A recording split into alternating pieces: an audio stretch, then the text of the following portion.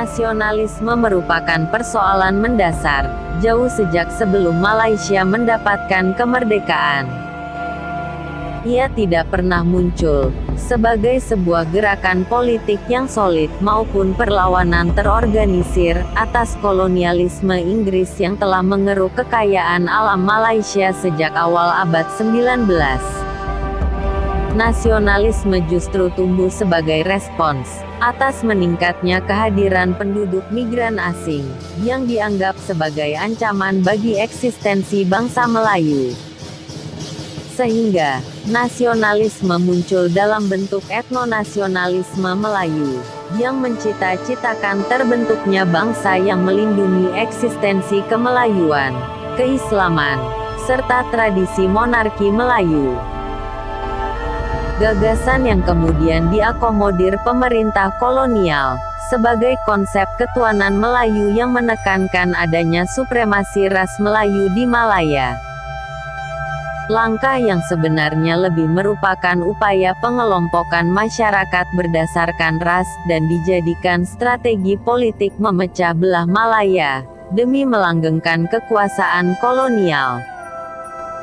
Tentu saja kebijakan supremasi Melayu tersebut menjadi sangat tidak relevan diberlakukan saat mana eksistensi etnis Cina dan India pada saat itu mencapai hampir setengah dari populasi Malaya, sehingga memicu resistensi untuk menganggap diri mereka sebagai warga negara Malaya. Sangat disayangkan, saat kemerdekaan diberikan Inggris, segregasi sosial antar etnis yang sengaja diciptakan rejim kolonial Inggris untuk mencegah tumbuhnya nasionalisme kebangsaan, masih diberlakukan. Merdeka! Merdeka! Banyak ketentuan konstitusional merekomendasi superioritas etnis Melayu. Bahkan secara eksplisit, hak-hak istimewa etnis Melayu ditetapkan dalam pasal 153 Konstitusi Federasi. Pada akhirnya, etnonasionalisme tumbuh menjadi antitesa nasionalisme kebangsaan dan identitas nasional. Sehingga bisa dikatakan, Malaysia adalah negara tiga bangsa, Melayu, Cina, dan India.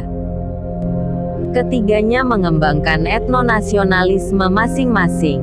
Bahasa, sistem pendidikan, budaya dan partai politik sendiri-sendiri. Peristiwa besar kerusuhan rasial 1964 yang melibatkan etnis Cina dengan Melayu, dan berujung pemisahan diri Singapura dari Federasi Malaysia, membuktikan hal tersebut. Demikian juga pecahnya kerusuhan serupa pada Mei tahun 1969, yang berakhir dengan tergulingnya Tunku Abdul Rahman. Di era Mahathir Muhammad, isu supremasi Melayu sedikit teredam.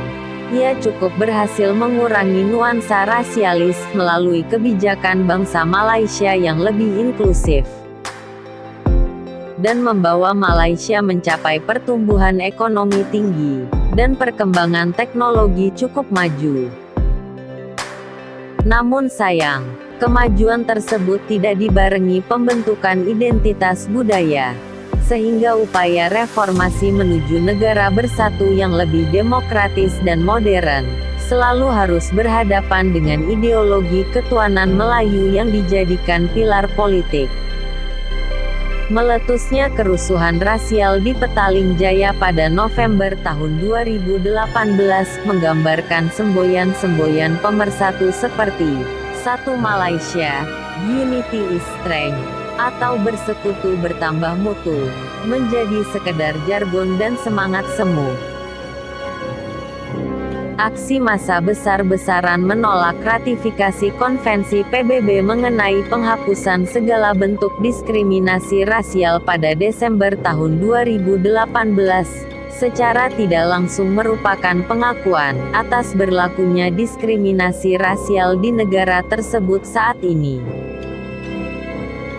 Tidak dimilikinya landasan ideal bagi terciptanya identitas nasional, saat mana kebangsaan Melayu dan keislaman menafikan proses akulturasi dan asimilasi yang seharusnya terjadi di antara etnis Melayu, Cina, dan India, akan berujung lenyapnya rasa nasionalisme. Tidak adanya landasan prinsipil bagi terbentuknya persatuan dan kesatuan nasional, saat mana ideologi ketuanan Melayu yang merekomendasi supremasi ras Melayu melalui penetapan hak-hak istimewanya dalam konstitusi, menafikan kesetaraan dan kesejajaran berbangsa, akan berujung menipisnya patriotisme. Saya tak faham kenapa kerajaan begitu takut dengan orang Melayu ni. Kondisi yang akan menyuburkan populisme etnik dan agama, seperti terlihat makin kencang terjadi saat ini di wilayah Malaysia Timur. Nasib orang Melayu kini dan akan datang tidak lagi dapat ditentukan oleh mereka. Lemahnya Melayu sehingga kedaulatan tanah air ini pun bakal terlepas dari tangan mereka. Masa depan Melayu kini amat gelap.